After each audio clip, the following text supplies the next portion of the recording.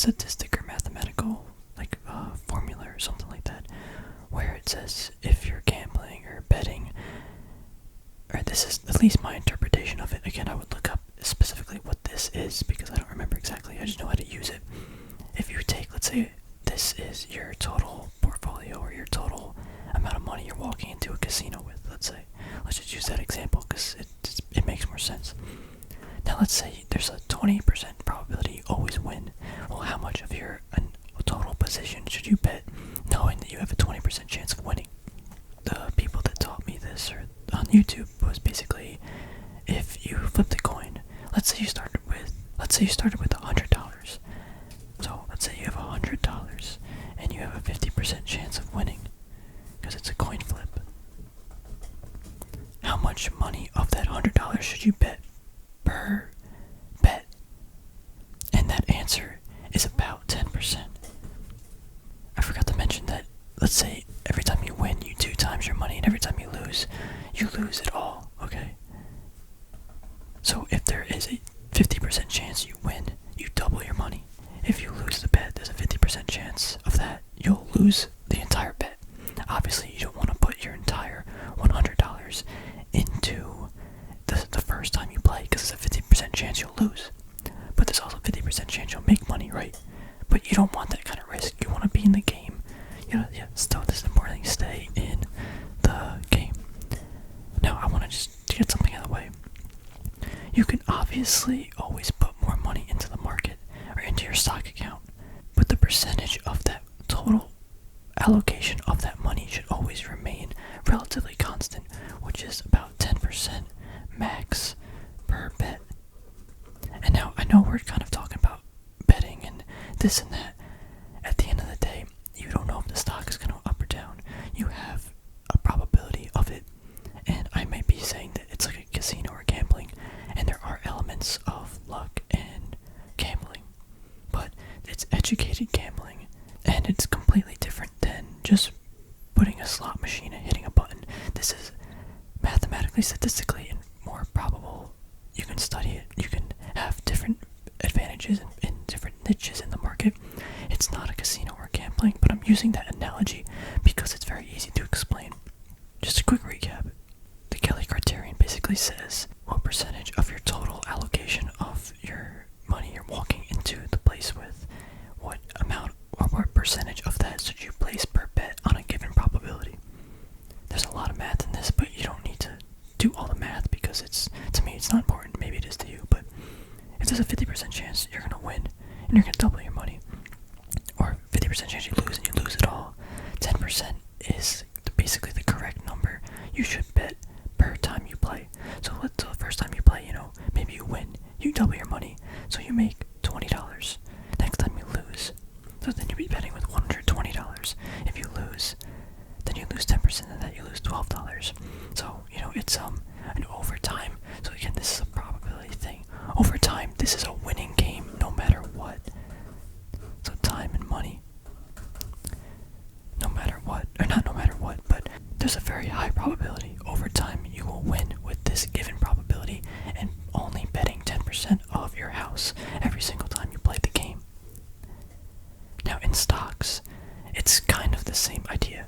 There's a 50% chance, your position will go up or down, right? And managing that is important. I'm getting too much into the risk side of this discussion.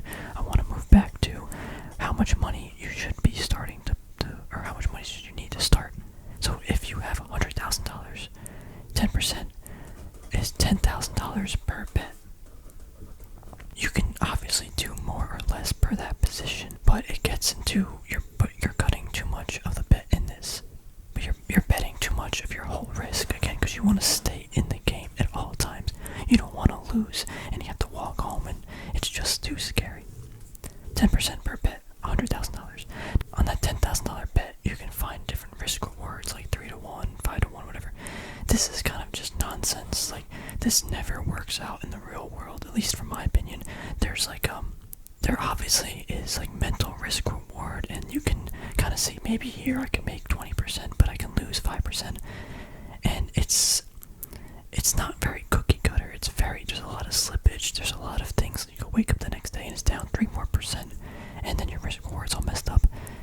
This is something, in my opinion, people just tell you online because it's very easy to say, oh, this risk reward with this probability. It doesn't work out like that. At least for me, it rarely ever does. There are ways to use risk reward, and I can show you guys how I use that. But just to say, yeah, $10,000 bet, a 5 to 1 risk reward, I get out. I only lose max $100 because 1% of that is $100. But it's not gonna be like that in the real world. It just never is. Anyway, I'm dragging that on. Of this $10,000 bet, maybe I'm willing to make 5%, let's say.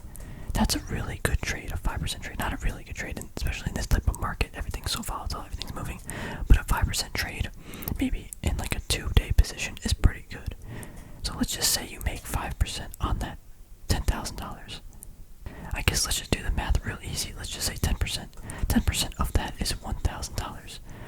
So you made $1,000 on a $10,000 bet. That is 1% of your portfolio you moved. That is really good. And maybe let's say this happens in a week. That is in a week. That is really good. You made $1,000 in a week. That's not including obviously taxes, your other trades that you might have gotten messed up with. So let's just do that real quick. Taxes is about like 40%, let's say. Let's say minus taxes, 30%. And then minus, let's say usually you take more than one trade, right? Maybe you take 2 trades, let's say.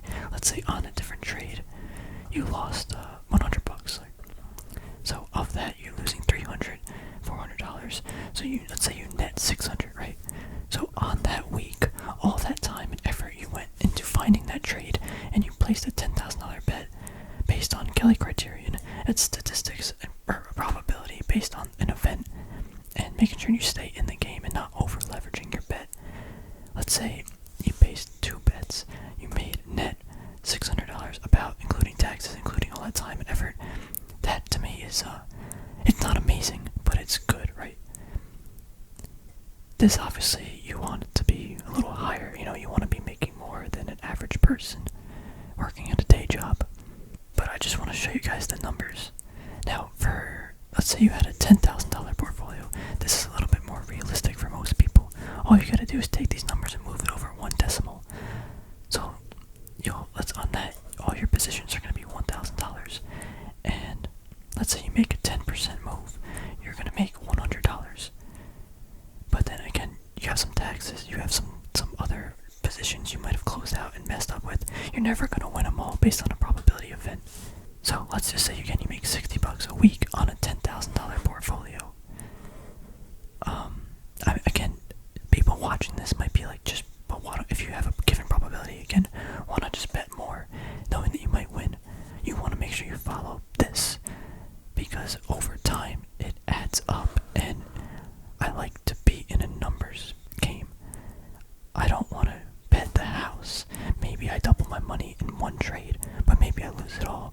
Obviously, if you're trading stocks, not options, you're not going to lose it all one day. But again, let's say you have $1,000. Let's say you have $10,000, my bad. And if you lose 50% of that position, you're down to $5,000. Now, in order to get back to your $10,000, you need to move this amount of money 100%. You have to double that money. As you lose the money, getting that money back is so much harder. And this is so important, because this is how you lose and stay, and you're not in the game. You always, again, want to be in the game. You always want to be at the table, have your chips ready to take on new bets, and you're building it up. You don't want to bet everything you have. You always want to stick to about 10% based on a 50-50 probability. There are some trades, obviously, just real quick, where if it moves up and then it creates like an ascending triangle pattern, to me, this is high probable. So I might bet like 12%, 15% on a given trade on an ascending triangle pattern based on my past probability and research on that pattern. Now that doesn't mean you should do it, because this messes up a lot, but I've done enough where I have a 50% plus success rate on that, so I can bet more, given that percentage of my portfolio. Again, I'm not saying my portfolio is that or anything. I'm just saying, in general, we're just using numbers that are really easy to work with. I guess this is the question that you have to ask yourself is, how much time am I going to dedicate to trading stocks, and how much is my time worth? If your time is worth, let's say $1,000 a week, you have to have a $10,000 portfolio and make 10% on one trade. But here's the thing too, okay, this is, again, we're getting into a pretty in-depth conversation that there might be a lot of questions, and I might need to follow up a video with this. You're never, for me at least, how I manage my portfolio, I'm never just in the market $10,000. So I have a portfolio. Oh my god, I can't see and I can't write because the camera's in the way. Portfolio. My portfolio is always about like 15 to 20% cash, and then I have anywhere from like 5 to 10 positions. I have core positions that are low volatility, like in the last video, and I have things like trades that I have that I think will, in the short to medium term, will move up. Maybe I have like 60%,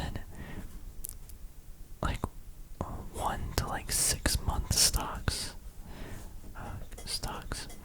and then this last 20%. Wow, that's really bad handwriting. This last 20% is short term. Let's say I had $100,000. Only $20,000 are going to go into betting on day-to-day, maybe fluctuations in the market where I'm trying to capitalize. So let's say on 20 grand, I make 10% in a week. Let's say I make $2,000 in a week, just based on the percentages. But again, you're not going to make 10% a week. That's ridiculous. You're not going to find these 10% trades per week. At least I don't. I'm not an expert. And there are some people out there who are genuinely really good at trading, and they can make 10% or find 10% trades a week. But that is just not me. I'm not that good. Don't let people sell you these things like you can move your whole entire portfolio 10% a week. If you have 100 grand and you're making 10 grand a week off that 100 grand, you are too risky, in my opinion. Because if things hit the fan, lose too much and it takes too long to make up that money. I'm really sorry my handwriting is so bad. This angle was really weird. But yeah, don't let people tell you you can make 10% on your entire position portfolio, because I just don't see it. There might be one or two people. Here's the thing too. There might be people out there who have actually have done that, and I do watch someone on YouTube. He's really genuine, and he actually makes a lot of money trading as a trader, or as a person who wants to do this statistically and mathematically with a probability of a high success rate. You don't want to follow people who have one-hit wonders, or have found like a very weird, interesting way of doing it. Because to me, that's yeah, it's good and all, but it's not probable to me. I'd rather this as statistically has a high probability of moving portfolios, or increasing the amounts of money over time based on a given probability. I like this because it can be repeated. These other people on YouTube who might have, moved their portfolio, I'm not talking about this specific person, I'm just saying in general, have moved their portfolio a lot. They, not that they got lucky, but it's hard to replicate probably what they did. That's what I'm trying to say. So again, just to wrap it up, you have to decide how much money you're willing to make per week, or make or lose per week, how much time you're going to devote to this. 10 grand to me is the bare minimum, because anything less, and it's just not worth your time. Go out and make more money, and then you learn at the same time. Then you can put it into the market or something like that. The person that has 100 grand makes a lot more money and can put that back into the market than this person can with 10 grand. Same thing with like $1 million, 10 million. It's like an exponential game. The more money you have, the more you can make. Obviously, the more you can lose too, but the more you can make to justify doing this and devoting that much time to it. And that's a very important aspect that I feel like a lot of people don't talk about. Sure, again, if you have $100 and you can buy a stock for $100, or you can buy 10 stocks for $10, yeah, but if that $100 goes goes to 110, you make 10%. You really only made $10, and 10% trade is really good. To make $10 on that is not worth that time, in my opinion. So anyway, yeah, long video, very important topic. I think I dove too much into the risk element. There are other parts of risk management that I want to discuss anyway, actually, now that I remember. But anyway, yes, if anyone has any questions, I know this was a pretty lengthy and intensely heavy video. I could make a follow-up one on the questions, because I definitely think there will be some, because I'm also not entirely good at explaining things. I'm not a teacher. I'm just a person that makes videos for fun. So anyway, yeah, thanks for watching, and I'll see you guys in the next video.